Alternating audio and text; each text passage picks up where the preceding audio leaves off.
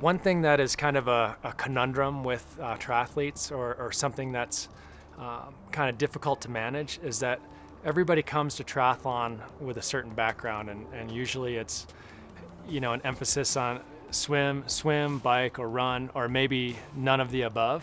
But coaches also come to triathlon with a similar background in most cases. So you can't train a cyclist like a swimmer, or you can't train a cyclist like a runner, because you're not going to have the desired outcome.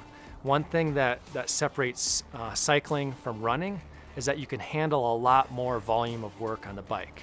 With running's my background, so it's pretty cut and dry as far as how much you can progress running from one week to the next. A lot of times we follow a 10% rule, and you increase mileage really gradually. You bring in some intensity, but not too much. With cycling, you can handle a lot more, which is good and bad. When you do way too much, you can create all this cumulative fatigue in your system. But you can handle more than you could with running. So running, for example, if you did 40 to 60 minutes of threshold work, that would be an incredible amount. So you can't apply a run workout to a bike workout, and you can't go the other way around. So a run workout, especially for somebody without a lot of experience, might be 3 times 1 mile. And the total amount of work there, we're talking less than 20 minutes, and that's a threshold workout. But biking, we're talking about getting up to that 40-minute range, and even pushing that out up to 60 minutes. So if you are coming from a running background, you might have these self-imposed limitations that you need to kind of break through. You might think, oh man, this is a hard workout. This is kind of like doing mile repeats. I don't think I can do more than 3 or 4 or maybe 5 of these, but maybe you can do a lot more than you think. And you use those metrics. If you can keep the quality and you can keep the repeatability, then you can actually push those intervals out to a lot longer duration.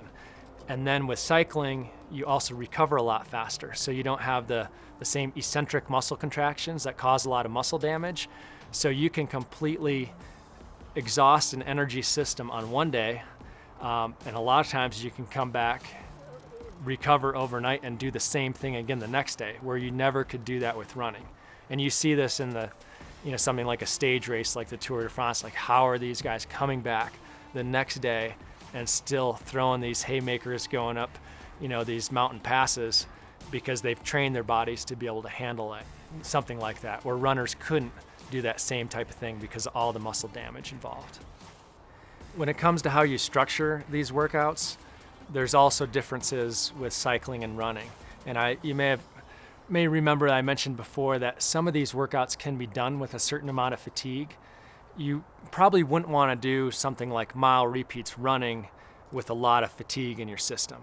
But cycling, you can do, I like to do tempo and a little bit of threshold with some cumulative fatigue. So that has implications on how you structure your week.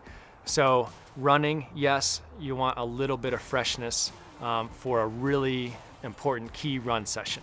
But for cycling, you can have that fatigue. So sometimes I will stack up back-to-back hard days on the bike midweek, or you could follow up a key run session the next day with a key bike session.